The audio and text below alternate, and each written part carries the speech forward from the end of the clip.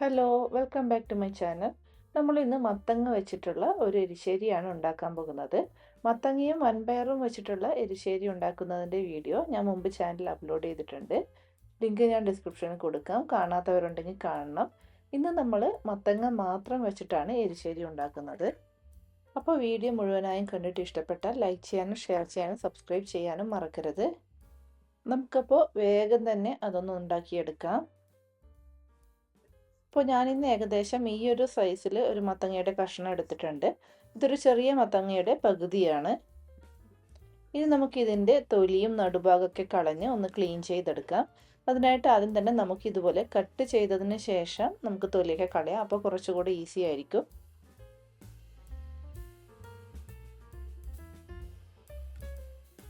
അപ്പോൾ മത്തങ്ങ നമ്മൾ തൊലിയൊക്കെ കളഞ്ഞ് ക്ലീൻ ചെയ്തെടുത്തിട്ടുണ്ട്.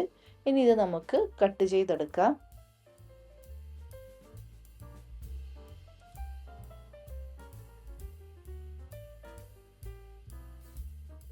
അപ്പോൾ ഇതാ മത്തങ്ങയൊക്കെ ഈ ഒരു സൈസിൽ കട്ട് ചെയ്തെടുത്തിട്ടുണ്ട്. ഇനി ഇത് നിങ്ങൾക്ക് കുക്കറിലിട്ടും വേവിക്കാം, സാധാരണ ഏതെങ്കിലും ഒരു പാത്രത്തിലിട്ടും വേവിക്കാം. അപ്പോൾ ഞാൻ ഇന്ന് ഇതുപോലൊരു ചട്ടിയിലിട്ടാണ് വേവിക്കാൻ പോകുന്നത്.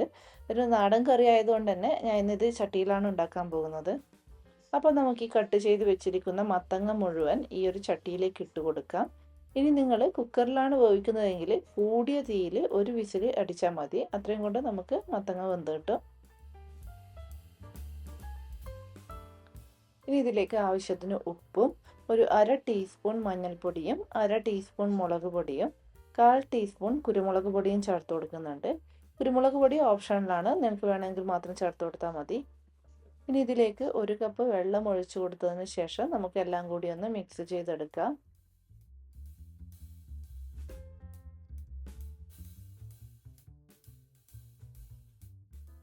ഇനി ഇത് നമുക്ക് അടച്ചു വെച്ച് വേവിച്ചെടുക്കണം.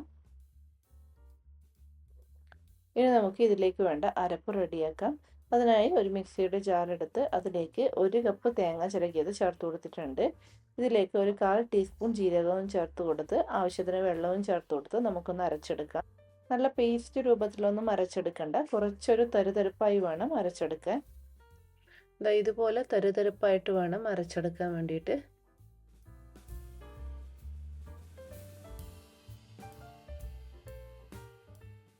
ഇനി നമുക്ക് നമ്മൾ വേവിക്കാൻ വെച്ചിരിക്കുന്ന മത്തങ്ങ ഒന്ന് തുറന്ന് നോക്കാം.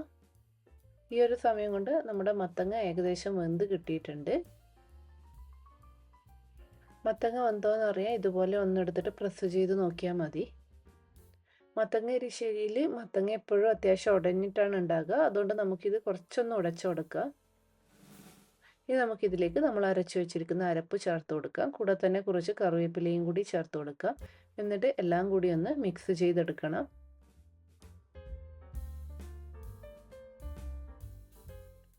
അതിനുശേഷം ഇത് വീണ്ടും ഒന്ന് അടച്ചു വെച്ച് തിളപ്പിച്ചെടുക്കണം. ആ അരപ്പിൻ്റെ ഒരു പച്ച ടേസ്റ്റൊക്കെ മാറുന്നത് വരെ ഒന്ന് തിളപ്പിച്ചെടുക്കണം. അപ്പോൾ ഇത് നമ്മുടെ മത്തങ്ങ എരിശ്ശേരി നന്നായിട്ട് തിളച്ച് വന്നിട്ടുണ്ട്. ഇതിപ്പോൾ കുറച്ച് ലൂസായിട്ടാണ് ഉള്ളത്, പക്ഷേ ഇത് തണുത്ത് കഴിയുമ്പോൾ കുറച്ചുകൂടി കൂടുതൽ കട്ടിയാകും. ഇനി നമുക്ക് സ്റ്റവ് ഓഫ് ചെയ്ത് ഇതിലേക്ക് താളിച്ചൊഴിക്കാം. അതിനായിട്ട് ഇതുപോലൊരു പാത്രത്തിൽ ഏകദേശം 4 ടേബിൾ സ്പൂൺ വെളിച്ചെണ്ണ ചൂടാകാൻ വെച്ചിട്ടുണ്ടായിരുന്നു. എണ്ണ ചൂടായി കഴിയുമ്പോൾ അതിലേക്ക് 1 ടീസ്പൂൺ കടുക് ഇട്ട് കൊടുത്തിട്ടുണ്ട്. കടുക് പൊട്ടിക്കഴിയുമ്പോൾ അതിലേക്ക് 2 വറ്റൽമുളക് കുറച്ച് കറിവേപ്പിലയും ചേർത്ത് ചൂടാക്കി എടുത്തിട്ടുണ്ട്. അതിനുശേഷം ഇതിലേക്ക് ഏകദേശം 1/2 കപ്പ് തേങ്ങ ഇട്ട് കൊടുത്ത് ഇതുപോലെ ഗോൾഡൻ ബ്രൗൺ കളർ ആകുന്നത് വരെ ഒന്ന് വറുത്തെടുക്കണം.